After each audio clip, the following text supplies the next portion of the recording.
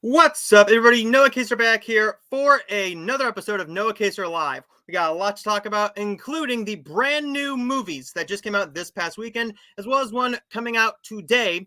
We have The Idea of You, Unfrosted, Prom Dates, and Family Practice Mysteries coming home, as well as the brand new Netflix film starring Brooke Shields and Miranda Cosgrove called Mother of the Bride. We will also be talking about the new announcement that just came out yesterday of Disney Plus, Hulu, and Max having a bundle, box office results from this past week, what's releasing in theaters and on streaming this week, Dune 2, Rules VOD, as well as the Netflix Top 10. I want to take a look at that. I want to take a look at the IndieWire article, as well as what is happening on Netflix now, because it's changed quite a bit, actually, and I want to talk about what's intriguing about that. So let's get right into the very first topic, which is going to be my review of The Idea of You. The Idea of You is the brand new romantic drama starring Anne Hathaway. Anne Hathaway is an actress I really do enjoy. I want her to do more stuff like this because I'm a big fan of her as an actress. This is all about a 40-year-old single mom named Salone. She begins an unexpected romance with 24-year-old Hayes Campbell, the lead singer of August Moon, the hottest boy band on the planet. This one is a very sweet story that I was not expecting to love as much as I possibly did. This movie was probably just going to be a throwaway film for all I knew, right? I'm a romance guy. I love romance films. They're my favorite type of film to watch. They're very easy to watch. They're charming. They're light, fluffy watches. As long as it's not like a heartbreaking, sad romance film. There are moments that are very sad and are heartbreaking in this film, but that's because of the fantastic chemistry between Anne Hathaway and her co-star. I'm going to try and say his name right. Nicholas Gladinsky? Sorry. Glitzy. I am not going to say a name right. Between Anne Hathaway and Nicholas, okay? There's that. Between Anne Hathaway and Nicholas. I really did enjoy this film. This is a very sweet story about a 40-year-old woman whose daughter is going off to college, and now she actually, no, I don't think it's college. I believe she's going to school somewhere, and now she has a relationship with a boy band that is very popular with teenage girls. So they go to a music festival and they meet unexpectedly and they fall in love.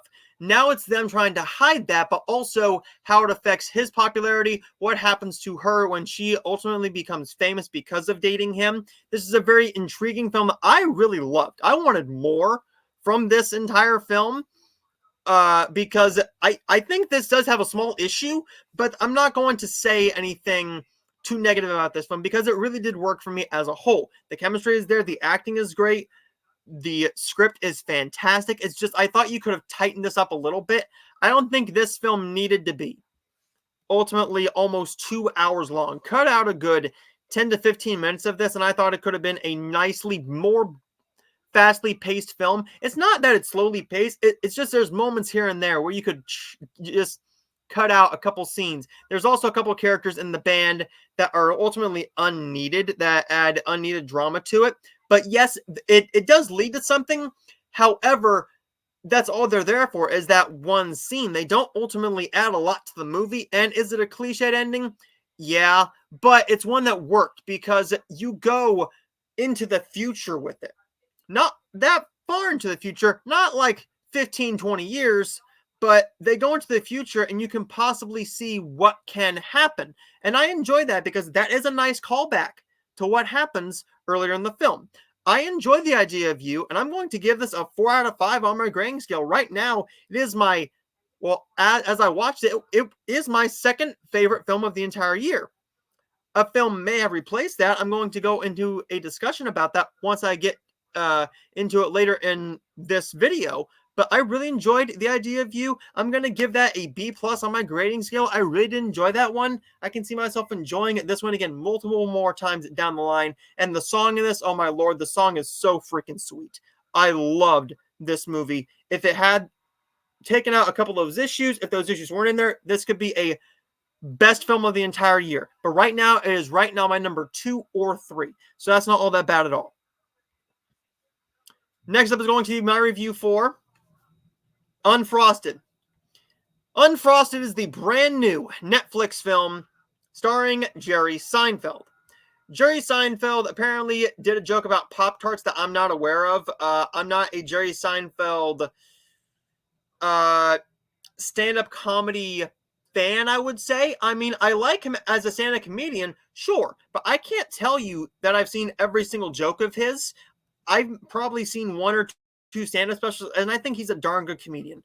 But I don't remember this joke in actuality. This film is all about in a time where milk and cereal ruled breakfast, a fierce corporate battle begins over a revolutionary new pastry.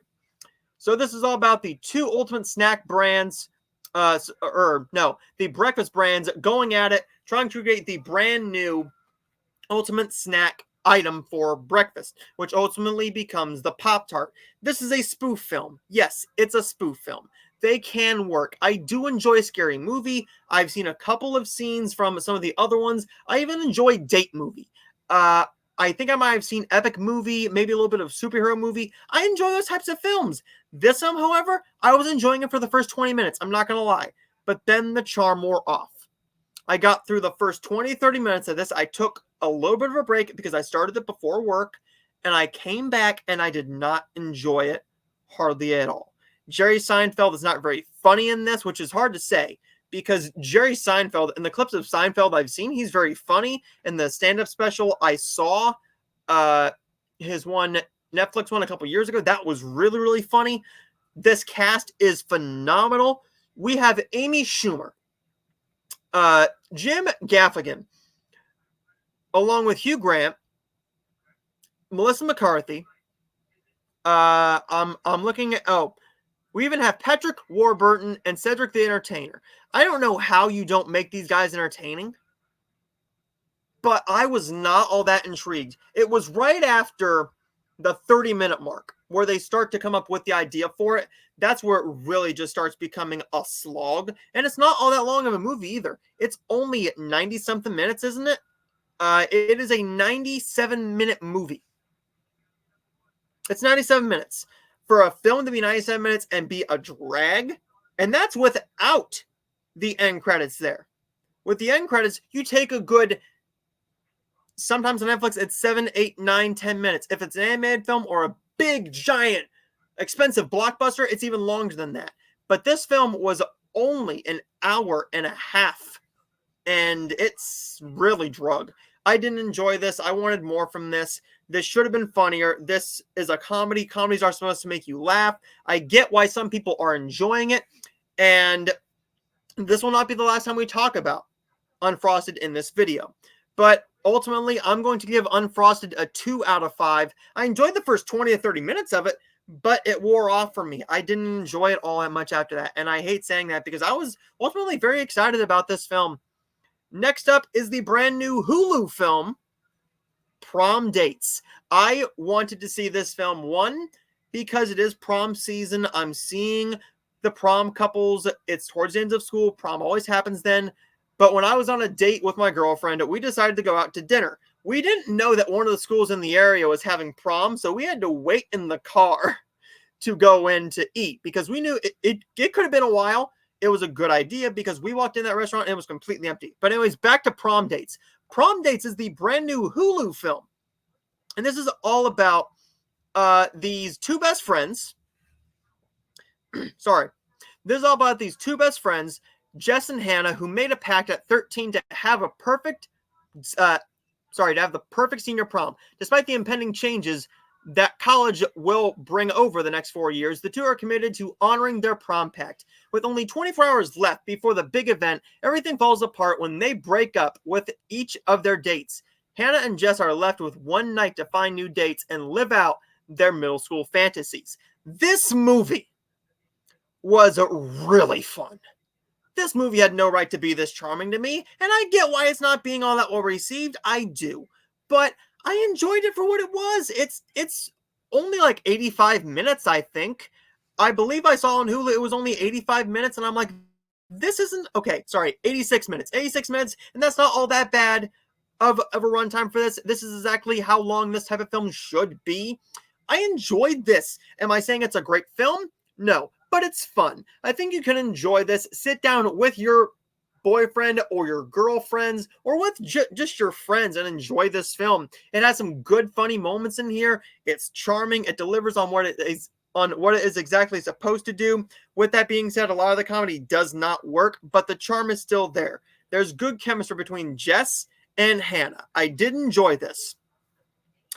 This movie could have been a lot better, though, if they wanted to go a bit more of the raunchier route, because this preview really does look like it's going to go raunchy. And I'm not saying it doesn't have a little bit of nastiness to it, because it does get a little bit nasty in different ways. There was one scene I could have done without, but Prom Dates is a very enjoyable film. I don't get why this film is getting these lower scores of like a 1 to 1.5 star. I'm not saying that I'm giving this a low score either. What I'm currently doing is I'm checking to see what the what the Rotten Tomatoes score is for this, because the last time I looked, it was at like a 60-something%, and I think that is way too low for this film. I think that more people should be enjoying this film more than they actually are, but I get why it's getting the lower scores at the same time, because this is a very, okay, it has dropped.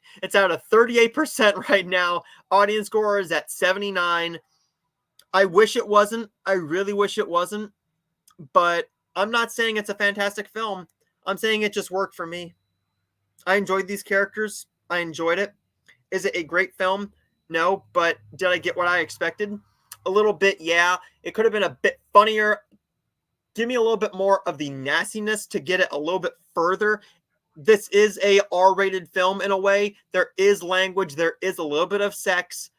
They get nasty, but I wanted more from the comedy in this film. If it could have been a lot funnier in the ways of like a Step Brothers, maybe like a Bridesmaids, maybe like a Blockers, another prom-based film. Well, not really prom-based, more like a film that takes place around prom. I love Blockers. I even have a poster right beside me. It's literally right over here where you can't see it. I love that movie. I'm going to give Prom Dates a 3 out of 5. I really did enjoy this one. I'm not saying it's a fantastic film or anything, but I got exactly what I wanted from it.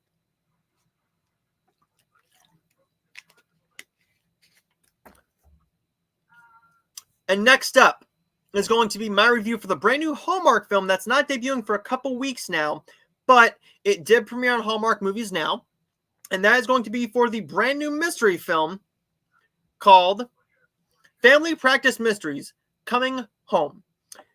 This film is very interesting because it did premiere on Hallmark Movies Now last week. And it's also going to be premiering on Hallmark Mystery on May 17th at 9 p.m. So, if you're interested in that, definitely give it a watch. I'm just here to give you my quick thoughts on it because, to be honest with you, I talk about most, if not all, the Hallmark movies, and I just want to get my thoughts out about it because I talk about them all. This is all about a former Army surgeon moves back to her hometown and joins a practice of family doctors, but when she's drawn into solving the mysterious death of a patient, her quiet life becomes upended. This one stars Amanda Scholl and Brendan Penny. I wanted to like this film a lot. This movie just didn't work for me. I hate to say it didn't work for me. I was not all that intrigued with the mystery. I didn't get sucked into the mystery like I wanted to. I did enjoy last week's mystery, Curious Caterer Foiled Plans more. And I am looking forward to the next couple of mysteries that we will get into in just a couple weeks. But Family Practice Mysteries is one I wanted to love, but I didn't love it. I want to say this, though. Amanda Scholl does a very good job in this role, as does Brendan Penny. They have good chemistry. They start to build a little bit of a romance here. I like how the romance sneaks their way into the Hallmark Mysteries because it's Hallmark. You need a little bit of romance, but they don't rush into it like they do a normal romance movie. And I enjoy that. It's very, very intriguing to see what they're going to do to maybe intermingle a little bit of romance here. They did that with the Hannah Swenson mysteries. They did that with the Aurora Teagarden mysteries, the Picture Perfect mysteries, the Matchmaker mysteries. They did that a lot, especially with the crossword mysteries as well. They do them with them all. If you have a female protagonist and a male co-lead, a male co-star in here, you know you're going to get a little bit of romance. I loved the romantic aspect to this because the chemistry was there, but the mystery just didn't work for me as a whole. I'm not saying it's a bad film. It's just not one of my favorite mysteries. I cannot recommend that you rush to Hallmark Movies Now and see this, but I can recommend you go and get a Hallmark Movies Now subscription because they do premiere some of the movies early, and I'm really intrigued what else they're going to be putting out early because their June schedule is very, very exciting, and I'm so excited to see those films, as well as all the May films as well, especially the one coming out tomorrow. But I just gotta say this, the mystery didn't work for me. It was a alright film. It's not one I'm ever going to want to watch again, but it's not a bad little film either. I'm going to give Family Practice Mysteries Coming Home a good little 3 to 3.5 out of 5. It's not a fantastic film, but it's definitely one that I think you'll enjoy if you're a fan of these romance films. It's just not one I'm going to recommend to everybody. So next up is one that I just got done watching. This is the brand new Netflix film, Mother of the Bride. Mother of the Bride is the brand new Netflix film starring Miranda Cosgrove and Brooke Shields. This also has a great supporting cast. Let's get into it. When Lana's daughter, Emma, returns from a year abroad in London, she drops a bombshell on her mother. She's getting married on an island next month. Next, things only can get worse when Lana discovers that the mystery man who stole her daughter's heart just so happens to be the son of the man who broke hers years ago. Again, this stars Brooke Shields, Miranda Cosgrove, Benjamin Bratt, Rachel Harris, Chad Michael Murray, and Michael McDonald. Why do I bring up Chad Michael Murray and Michael McDonald? Chad Michael Murray does have a role in this film. For all you fans in here, I hate to say it, he's not in all that much. For all the women who love him, especially a couple in particular, you will get some good, some very, very good looks at him.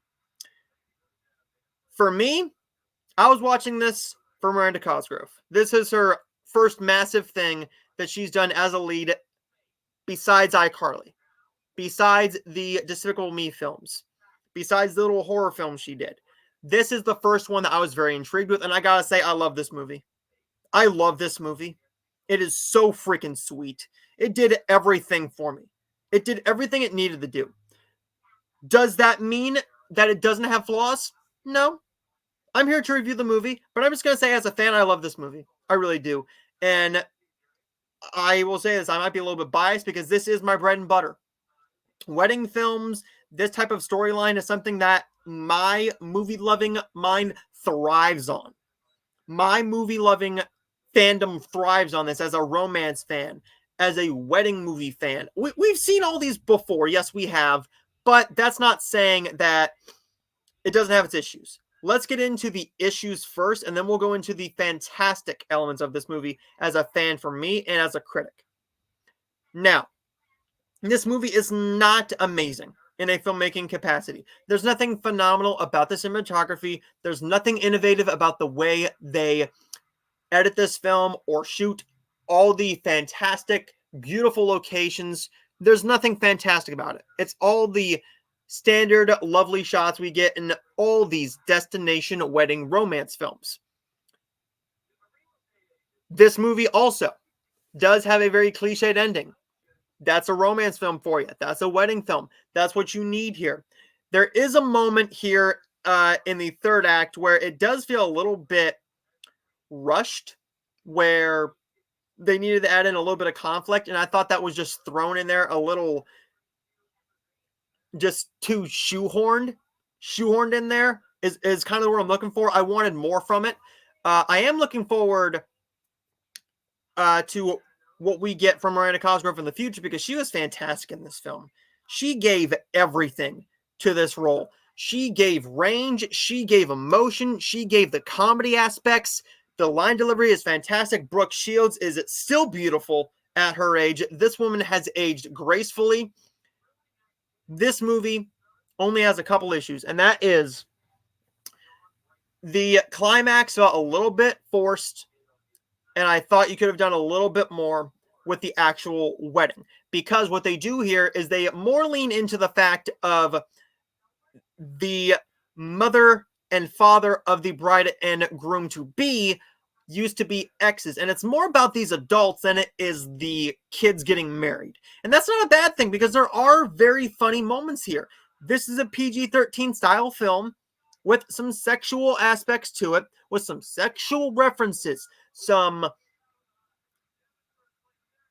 very strong language, but this is still a very cliched film.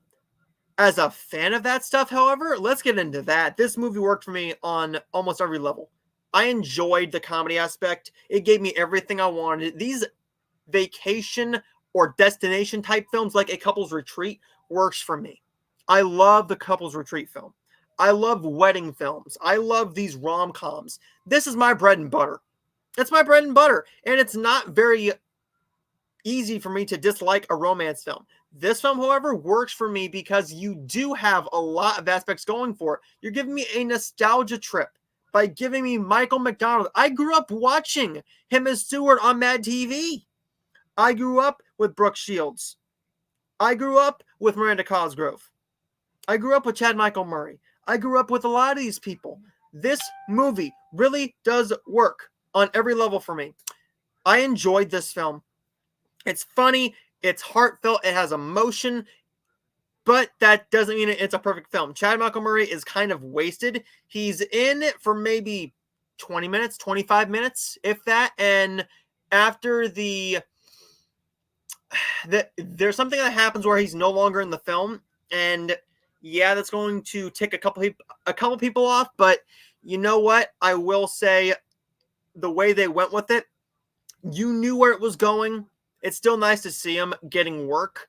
I'm looking forward to seeing what he has coming up, but I enjoyed this film as a whole, guys. I don't know what else to say about this film. I really enjoyed Mother of the Bride.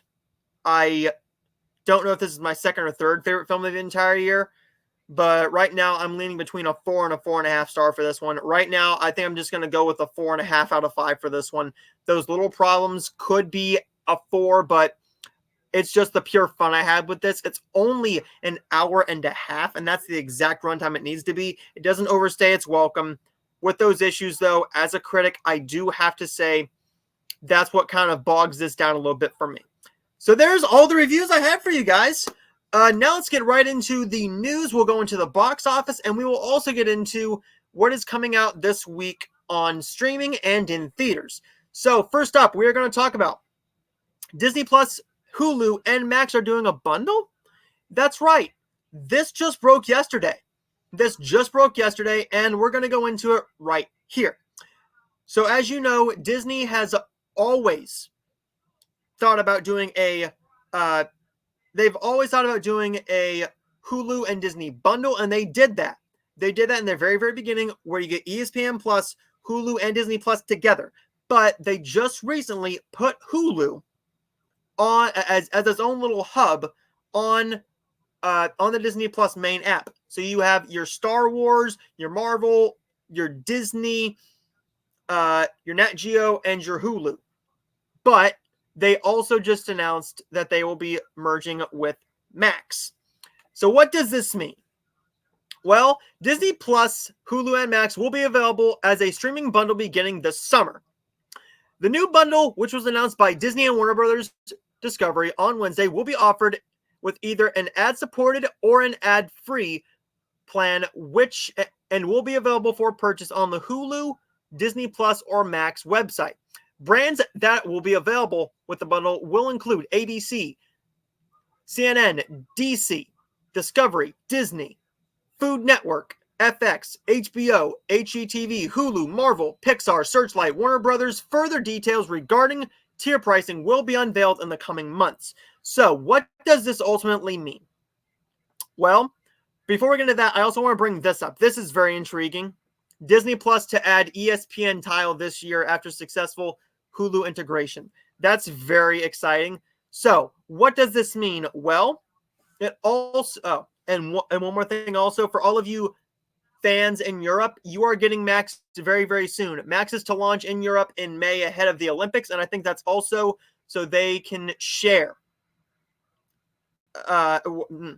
So they can stream some of the Olympic sports if they want to go back and watch them, because they do that already with some NBA games as well. So that's very exciting for all of you Olympic fans. I know my family and I are looking forward to a couple of the events, so we will most likely enjoy it. But I'm very intrigued about this because I didn't see Max getting bundled in with that. Now you can get a bundle. Now, I don't see it being a hub on there. You're not going to get a Max hub on the Disney Plus app. What you can do is you can pay for them all, and I think it might be a good price to do maybe $35, $40 ad free, maybe $50 a month ad free. You get 3 streaming services with all that content. That's amazing. If you do it ad free, oh my Lord.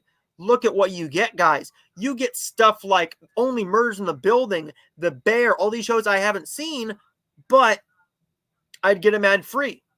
I have Hulu with ads. I have HBO Max ad-free. I have Disney Plus ad-free. So I don't need to get this bundle. I really, really don't. But I'm very intrigued with it. I'm very intrigued about it. But I just wanted to let you guys know that you can also get this in a bundle where you can get all the Marvel stuff and the DC stuff. That's very exciting because I don't know if you guys know this or not. I'm stealing a line from the John Campea show, all right? They want everyone to succeed. They aren't against each other. Marvel and DC are not fighting each other for the box office. They're not fighting each other to see who can make the most money. Yes, there's a little bit of bragging rights, but if one does poorly, the other one is going to have less ticket sales because then that leads to a little bit of fatigue. Mediocrity fatigue. That's what we felt with like Ant-Man and the Wasp, Quantumania, Thor Love and Thunder. We also got that. Some people thought that with the Marvels. I love the Marvels. Some people thought that the Blue Beetle film was just fine. I love the Blue Beetle film. I love Black Panther, Wakanda Forever, and Guardians of the Galaxy Volume 3. You need these films to succeed because if not, then your film is going to suffer because of it. However, looking at what DC has coming up with their new Superman film, the brand new Batman films, everything coming together in that new universe, I think we're going to get a great working relationship with them cheering each other on.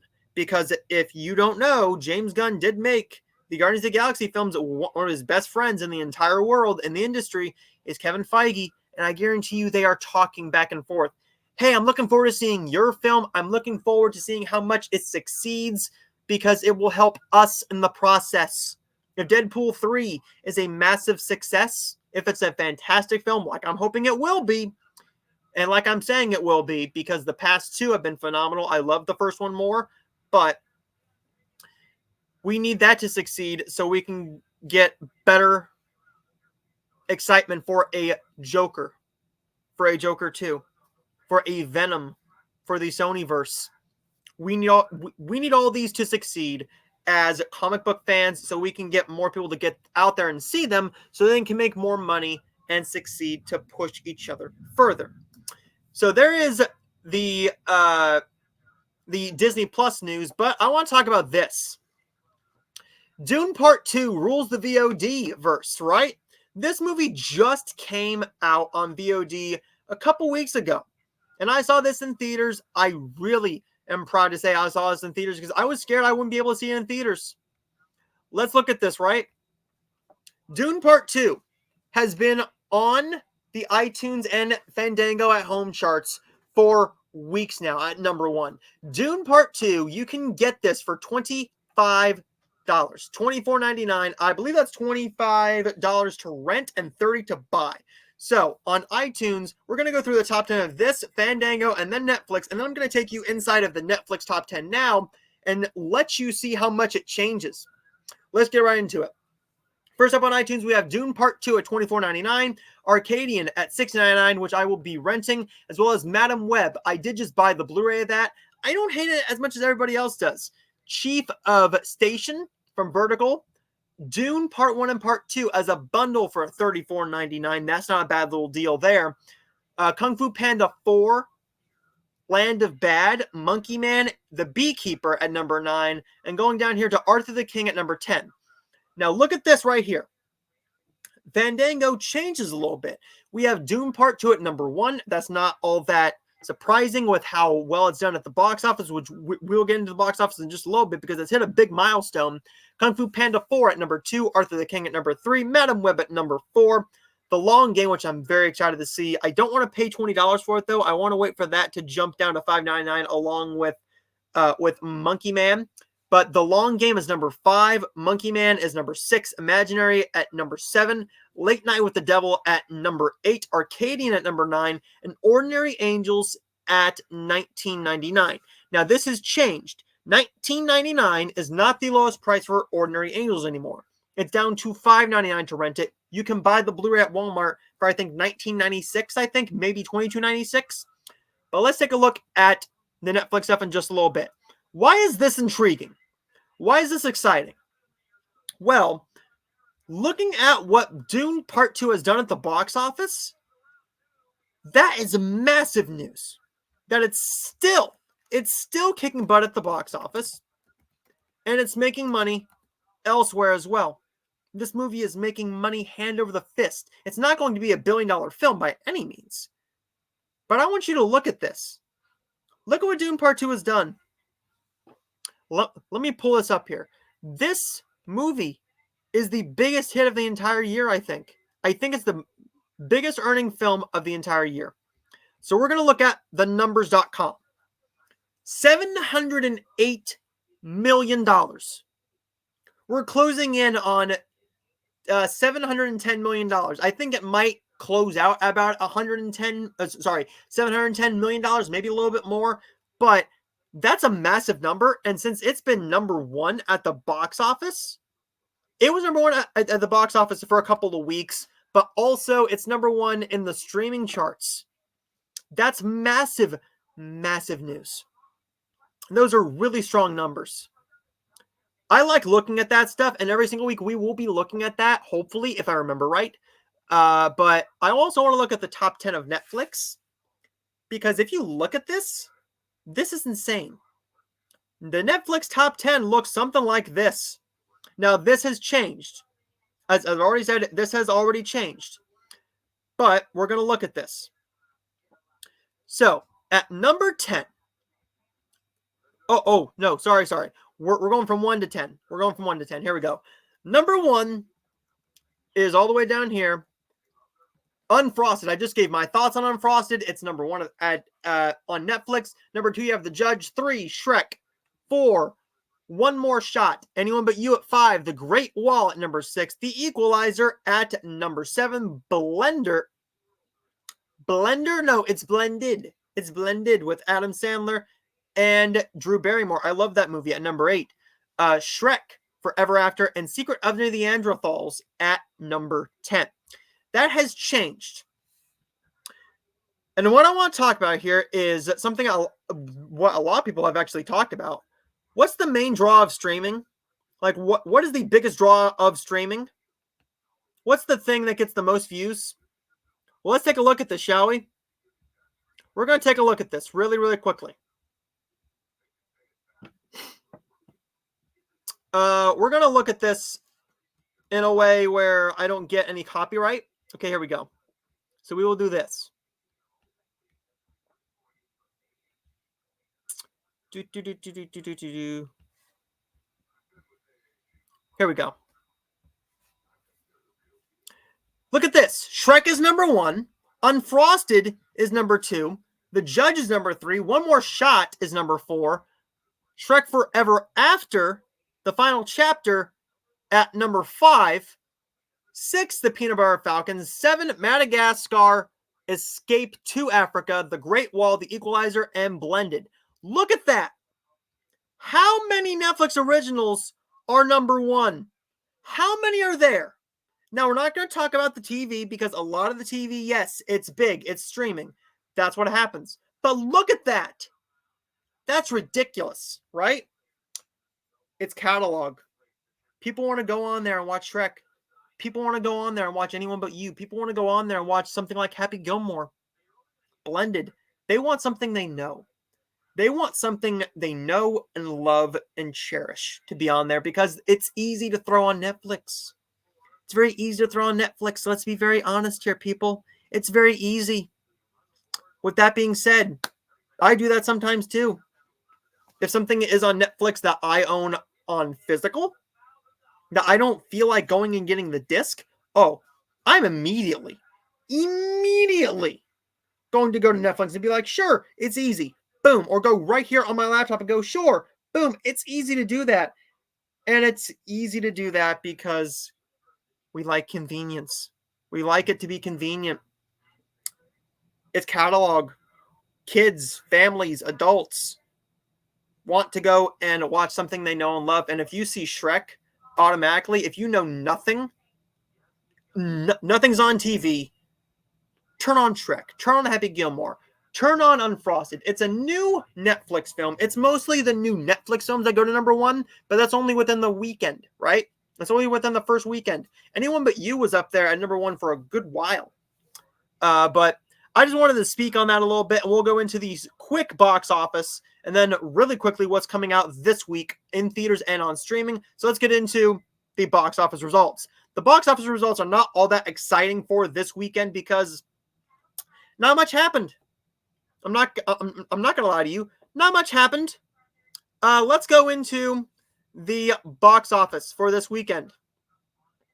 The weekend box office charts look something like this. The Fall Guy made $27.7 million. That's not a very good number, but this is the big one. Star Wars Episode 1, The Phantom Menace, released back in theaters for its 25th anniversary, and it made $8.7 million. That's saying something, because if you look at something like Tarot, which just came out, it just came out, and that did $6.5 million. You got to do these releases. You have to. If there's a 25th anniversary release, especially if it's of a Star Wars film or a 40th anniversary, these make bank. These make bank. And that's amazing. I love that. Challengers came in at number 3 at 7.5. I still haven't seen the film, and I'm going to have to wait until streaming to see it, and that's fine. Tarot came in at number 4 at a very dismal 6.5 million. Godzilla x Kong comes in at number 5 at $4.5 million. Look at what Civil War's done. It's closing in on $100 million. I'm very proud of that film. I'm very proud of A24 for doing that. Look what Challengers has done. Challengers, $54 million. It's a lot more than what I thought it would have made. But The Fall Guy, I know a lot of people don't bring up the worldwide numbers. This isn't a great number, guys. This is not a great number. Why did this bomb? I don't know. I really don't know. I don't know if it's because it's prom season. I don't know if there was other stuff going on, if there's more stuff, attention on streaming. I don't know why The Fall Guy flopped. I still haven't seen it in theaters yet. I'm going, as you're seeing it, I've already seen it in theaters because I'm filming this on a Thursday and I'm uploading this on a Friday. So there is that. I don't know why this film is not doing well at the box office. I really, really don't. I wanted this to do well because it's an original film. People say they want original films and then they don't go and see them in theaters. I don't understand that whatsoever, but there's the box office for this week. And let's get into the last topic, which is going to be releasing this week in theaters and on streaming. So we have a couple things coming to theaters and a couple things coming to streaming. So we're going to go to releases.com and I will show you what is coming out. And here we go. So, May 9th, today as I'm uploading this, is Mother of the Bride. I just gave you my review of that. I highly recommend it. I think that you fans of these just easy comfort destination films are going to love this movie. The Image of You, if that's $5.99, I will be renting that one tomorrow morning. We also have Asia, which I thought about renting, but I'm not quite sure, to be completely honest with you. We also have Lazarus, The Last Stop in Yuma County, Kingdom of the Planet of the Apes is the big one this week, as well as I think that's limited release, is Pool Man. I don't think that any place around me is playing that unless it's like 45 minutes to an hour away. I do want to mention that the Iron Claw is coming to Max. That's very exciting. If you haven't seen the Iron Claw yet, made me bawl like a baby.